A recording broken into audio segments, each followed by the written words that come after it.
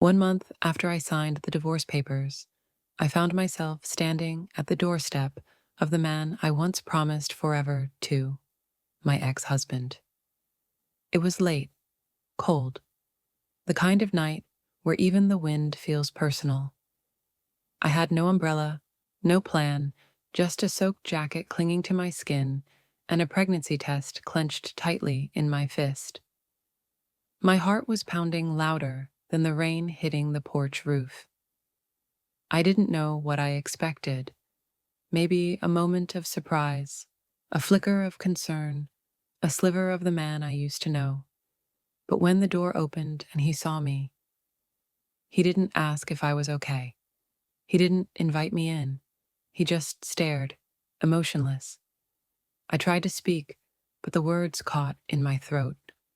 So I held up the test, praying he'd understand the weight of it, praying he'd see the fear in my eyes, praying that the man I married, flawed as he was, would at least care that I was carrying his child.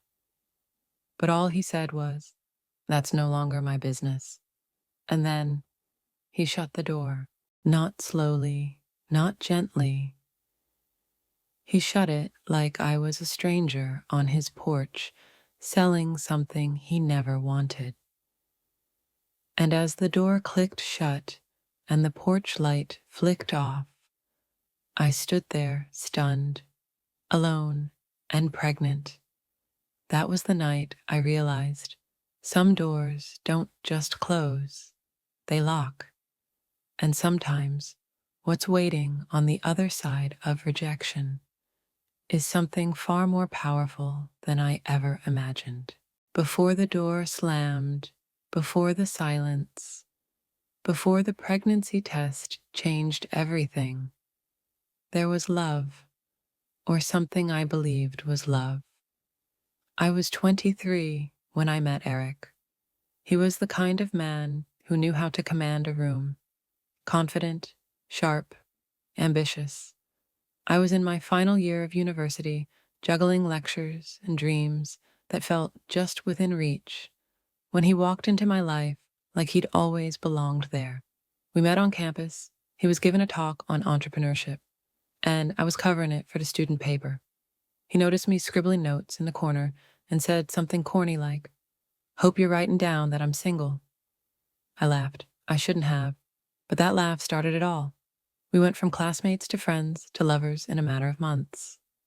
Eric had this way of making everything feel exciting. He was always planning something, building something, chasing the next big idea. And I was drawn to that. He made me believe we were building something together.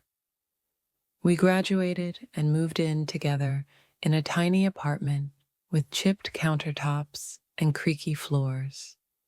But it was ours. We didn't have much, but we had each other. And when he proposed 6 months later, it felt like the natural next step, the beginning of forever. Our wedding was small, just close friends, family, laughter, and promises whispered between us under a flower-draped arch. I remember looking into his eyes and thinking, this is it. This is who I'll grow old with. I was still applying to med school at the time. Eric had just landed his first investor for a small tech startup. The plan was always clear. I'd go back to school, he'd grow his company, and we'd build a life that was equal, balanced, respectful. But things change, plans shift, and sometimes love fades not because people stop caring, but because one person stops choosing. When Eric's company took off, everything became about it. Late nights, meetings, lunches, networking dinners. At first I was proud. I cheered from the sidelines, typed out proposals for him when his assistant called in sick, delivered midnight coffee during his coding marathons. I was his cheerleader, his teammate. But somewhere along the way, I stopped being his partner and started being his shadow. We made a decision together. At least I thought we did. I put off medical school for a year just to help him stabilize things. That year turned into 3, and during those 3 years, I watched my own dreams shrink to make space for his. There's a specific kind of silence that comes right before the truth hits you like a truck. It's not peaceful, it's loud, in your bones, in your chest, in the pit of your stomach. That's the kind of silence I lived in the days leading up to the end. I knew, before I had proof, before I saw the messages, I already knew. One evening, Eric left his phone on the kitchen counter, face down, as always, but this time it lit up, twice, then 3 times. Something about the way it kept buzzing, how he hadn't touched it, how he suddenly seemed nervous, pacing like he had somewhere to be but didn't want to say it. I stared at the screen for what felt like an eternity, and then it flashed again. Can't wait to see you again. My throat closed up, the kind of tightness you feel when your body knows something your heart hasn't accepted yet. I picked up the phone, my hands were cold. I opened the thread. There they were, dozens of messages, flirty, intimate, pictures, voice notes, plans, restaurant receipts, a hotel booking. Julia? The same Julia I had met 2 months earlier at one of his company dinners. She had introduced herself with a warm smile, complimented my dress, and called me lucky for being married to a man like Eric. I had smiled back. Now I wondered how long they had been sleeping together while I stood beside him, smiling like a fool. I didn't cry, not yet. I didn't scream. I just stood there in the kitchen, reading every word, listening to her say, "I wish you could hold me tonight," in that sickly sweet voice. When Eric walked in, I didn't even flinch. He looked at the phone in my hand. He didn't panic. He didn't stutter. He didn't deny. He just said, "I figured you'd see it eventually." And then, "Maya, I can't keep pretending. We're not happy. You know it. I know it. What's the point? What's the point?" He said it like we were talking about a canceled movie night, not the death of our marriage. I asked him one question, just one. Was it me? Was it because I couldn't give you a child? He sighed, ran his hands through his hair. "It's not about that," he said. "It's just, we're different now. Julia gets me. I don't have to explain myself to her. I feel like I'm actually seen. Seen." That word hit me like a slap, because for years I had been begging, quietly, gently, and without pride, to be seen. And now he had the audacity to act like his betrayal was a spiritual awakening. I didn't cry. Still, not yet. Instead, I walked into our bedroom and started packing. I didn't pack everything, just what mattered. A few clothes, my journal, my dignity, what little I had left. He stood in the doorway, watching me fold my life into a suitcase. "You don't have to leave like this," he said. I zipped the bag without looking at him.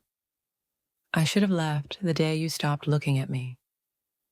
He didn't fight, didn't apologize, didn't chase after me. I went to the lawyer the next morning. I remember sitting in the sterile office, my hands trembling as I signed line after line of paperwork that untied years of life, love, and sacrifice. The pen felt heavy, my hand numb. Each signature felt like a burial. I paused before the final page, the one that made it all official. I closed my eyes, took a breath, and signed. It was done. I moved into my cousin's guest room that evening, a small space with peeling paint, a twin mattress, and a broken dresser, but it was quiet, honest, free. For the first time in years, I slept without the sound of a keyboard or the weight of resentment on the other side of the bed. The following days were strange.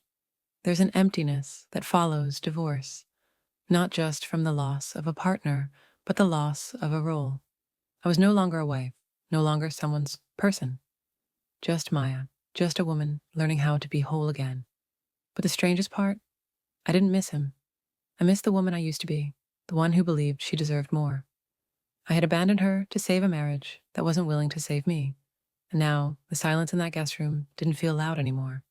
It felt necessary, like the calm after a hurricane, like the first breath after drowning. Eric didn't call, didn't check in, didn't ask if I was okay.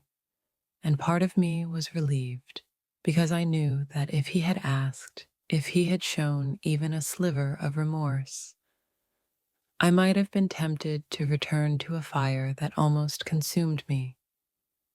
But he didn't, and that was the closure I didn't know I needed.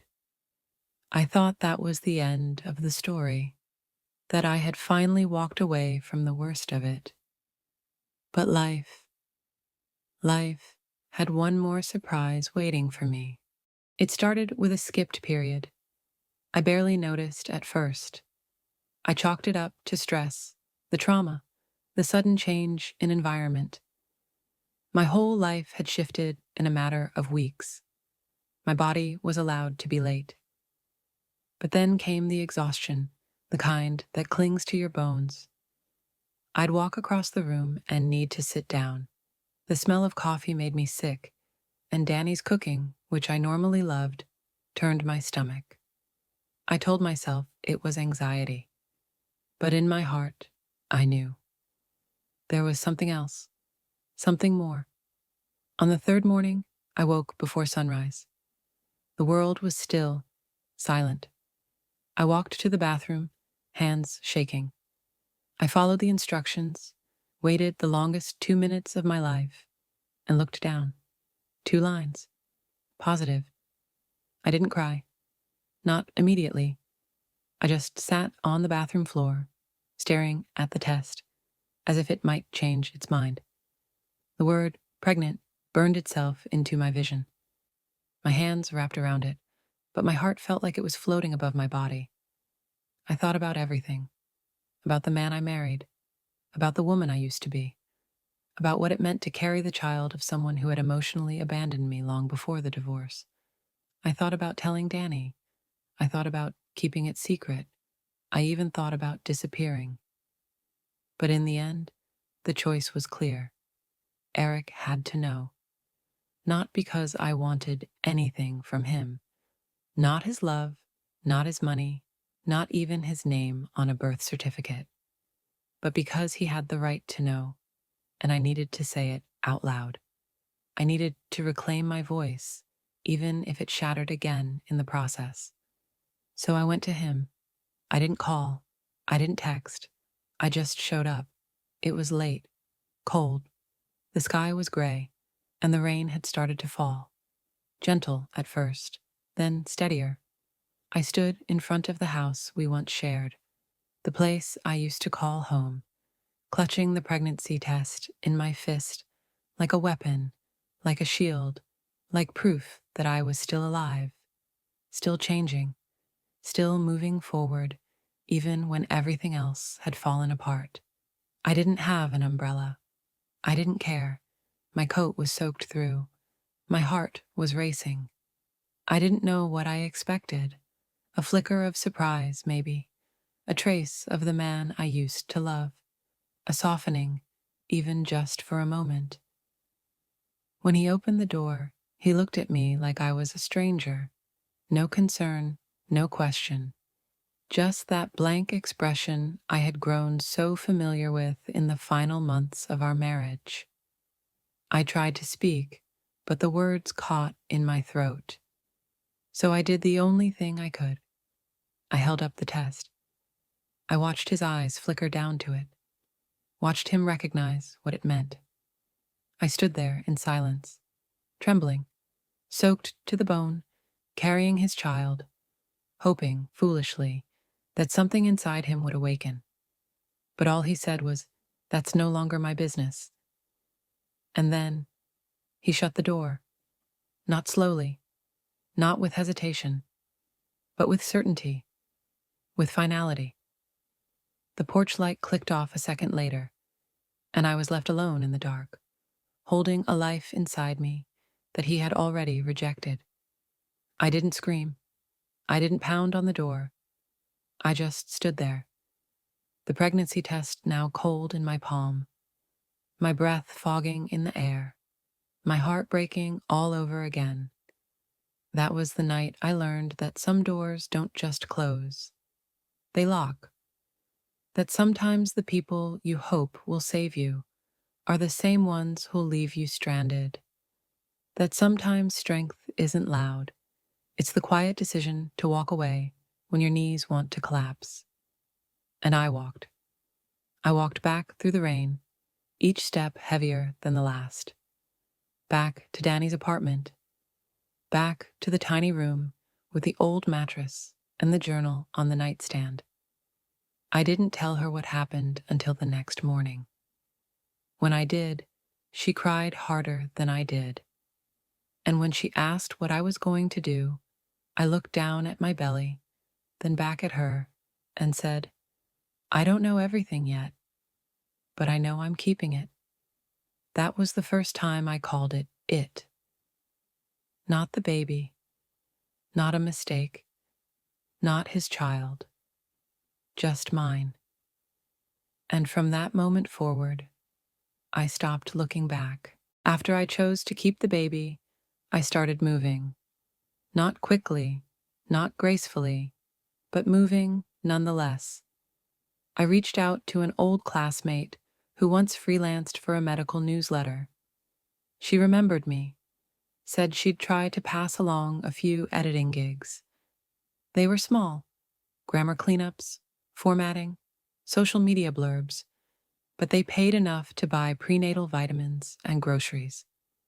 For the first time in months, I felt useful again, like I had something to offer beyond my grief.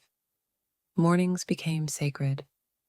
I'd wake up early, sit at Danny's secondhand desk by the window, and write.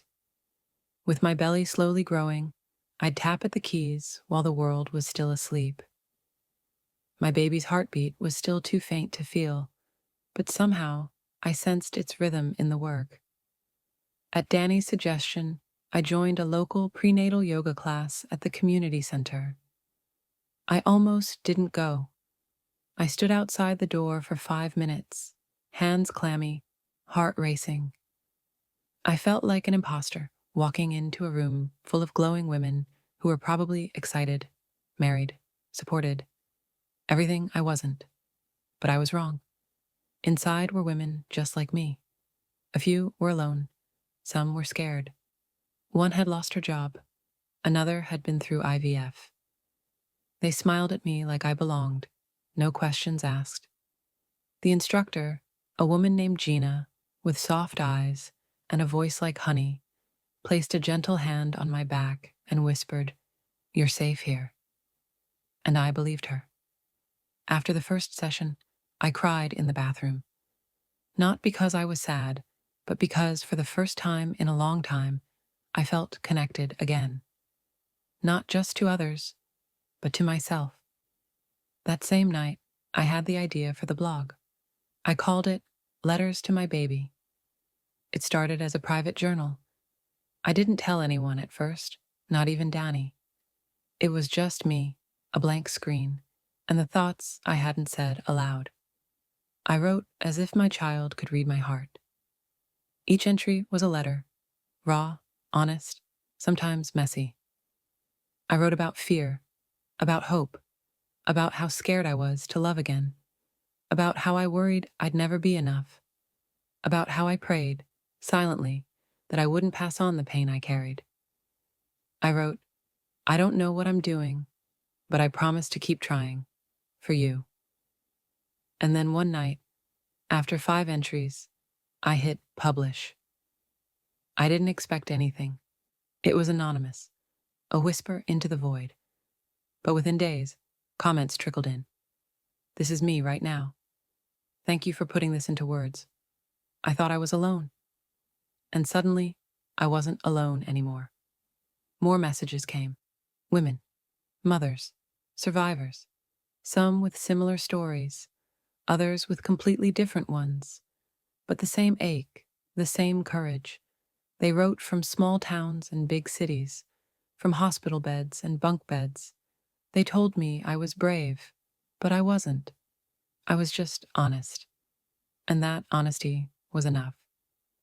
I joined a support group shortly after, a circle of single mothers who met twice a month in the back room of a daycare center. We sat on mismatched cushions, drinking lukewarm coffee, passing tissues like currency. We laughed, we cried, we shared baby name ideas and labor fears. No one judged me for the way my voice trembled when I said ex-husband. No one asked why he left. They just nodded, listened, embraced me like a sister they'd known for years. One night, after I read an excerpt from my blog aloud, a woman named Sophia hugged me and said, "You've given your pain a purpose." And that stuck with me, because she was right. What started as survival was becoming something bigger. Each blog post became a brick in the house I was building for myself and my unborn child. A home built not with concrete or drywall, but with words, courage, and community. Danny helped redesign the blog. We added a Dear Mama section where women could submit letters of their own. It became a mosaic of motherhood, a tapestry of resilience. The more I wrote, the stronger I felt. My hands steadier, my voice clearer. The shame began to fade. The anger began to settle. The grief? Still there, but quieter, like background noise instead of a siren. And my belly kept growing. Some mornings, I'd press my hand to it and whisper, "We're doing this, little one. Somehow, we're doing this." I started smiling more, laughing again. I didn't feel whole yet, but I felt alive. And that, after everything, was a miracle. They say you never forget the day your child is born. And now I understand why. For me, it wasn't just the birth of a baby. It was the death of the woman who thought she wasn't strong enough, and the beginning of the woman who knew she was. Then the cramp hit. By the time the third one struck, I could barely stand. It was pouring outside, the roads slick, the city lights blurred behind sheets of rain. Danny helped me down the stairs, one arm around my shoulder, the other gripping the umbrella that kept flipping inside out. The labor was long, hours. My body shook, my breath caught. I screamed into the pillow more than once. I gritted my teeth, I cried. And more than once I said, "I can't do this." But every time I said it, a nurse named Clara squeezed my hand and replied, "You already are." There was a moment, right before pushing, where everything went quiet. The pain was still there, but my mind separated from it. And then, the room filled with sound, a cry, sharp, wild, new. She was here. They placed her on my chest, warm, slippery, perfect. I stared at her through a veil of sweat and tears. 10 fingers, 10 toes, a tiny nose that twitched just like mine. She didn't look like Eric. She looked like a promise. Clara whispered, "You did it." But I didn't feel victorious, not yet. I felt raw, hollowed out, like I had been turned inside out to make room for someone else. And in many ways, I had. I held her tighter. She stopped crying. Her little head fit perfectly in the crook of my arm, like she had always belonged there, like we had always belonged to each other. "Hope," I whispered. "Your name is Hope," because that's what she was. Not just my child, but the hope I had lost when I was left alone, the hope I had rebuilt in silence, the hope I had carried when I thought I had nothing left. There were no flowers, no congratulations from him. Motherhood didn't complete me. It reminded me I was already whole. After Hope was born, I found a rhythm. Midnight feedings, lullabies in the dark. I learned to swaddle, soothe, survive. Some days I felt strong, other days like I was falling apart. But I kept going. We turned the spare room into a nursery corner, secondhand crib, garage sale baskets, and sticky notes on the wall that said, "You are safe, you are loved, you are wanted." And for 5 years, it was just us. Hope started school. She asked big questions, danced like joy owed her everything. She was my miracle, my beginning. I got a full-time copywriting job, moved into a small apartment filled with books and sunlight. We made pancakes on Sundays, took long walks, whispered secrets to the moon, and I'd think, we're okay. Then one Tuesday, the doorbell rang. Hope was in the kitchen, covered in flour. And there he was, Eric, 5 years older, regret in his eyes. He said he and Julia couldn't have kids, that he never stopped thinking about the daughter he left behind. I wanted to shut the door, for the silence, the hospital room, the pain. But I saw hope, and I chose grace. "I forgave you a long time ago," I said. "Not for you, but for me. You can be in her life, but not mine. Not fully. Not without honesty and boundaries." He nodded. Humbled, they met that weekend. Hope wore her sunflower dress. She called him Dad. And something shifted. Later, I told her the truth. He left. He was scared. But he came back. For you. "Did you forgive him?" she asked. "I did," I said. "Not because it was easy, but because I wanted you to grow with love in your heart, not anger." She nodded. "I still want to see him sometimes." "You can," I said. "As long as you feel safe, I'll always be right here." That night, I watched her sleep. And I knew. I did it. I rose from the ashes of heartbreak. I rebuilt a life, not for him, for her, for Hope, my daughter, my reason, my new beginning.